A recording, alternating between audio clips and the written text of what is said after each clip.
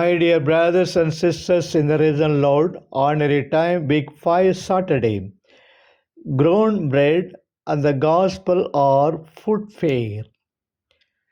Charles Spurgeon is a great preacher. He is often called as the Prince of Preachers. God's words flowed abundantly from his mouth, and he recovered many who strayed away from the Lord's path. One man, who wanted to demean and insult him, wrote to him thus: I had come across a number of Negroes who had read your sermons evidently with great pleasure, and your sermons seemed to be meant for them only. Spurgeon later said, if by Negroes he means poor people, servant girls and children, I am sincerely pleased. I think nothing greater than to win the hearts of the lowly.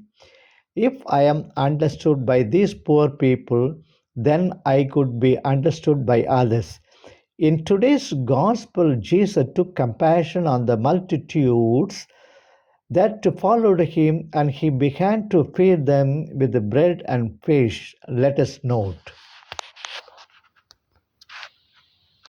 1. A great multitude followed Jesus. A great number of poor people followed Jesus. Although the scribes, the Pharisees, and the Sadducees, the rich and the learned, despised and rejected him, a great multitude followed him.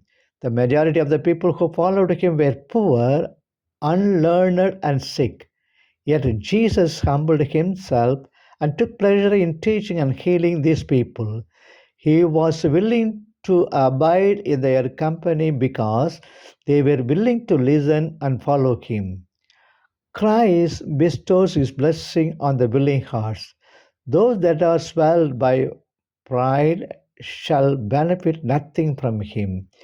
In the book of Proverbs, the Lord said, I hate pride and arrogance, evil behaviors, and perverse speech. 8:13.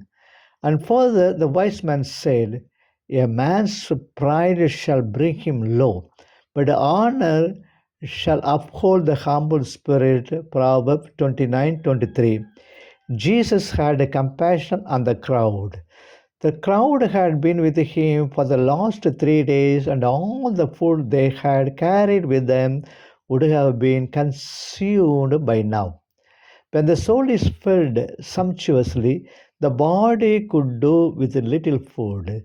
They had forgotten to eat, but Christ, their Lord and Master, had remembered their missed meals, and he provided for them. Men above must always be concerned about those who work under them. Sufficient care must be taken to provide for their sustenance. Those who work for Christ and suffer want shall be provided by him. The words of the King David in the Psalm is eternally true. The Lord is my shepherd, and I shall never want. Psalm 23:1. And again he said, the young lions may suffer and go hungry, but those who seek the Lord shall never lack nothing. Psalm 34:10. The Lord will surely provide for those who seek him.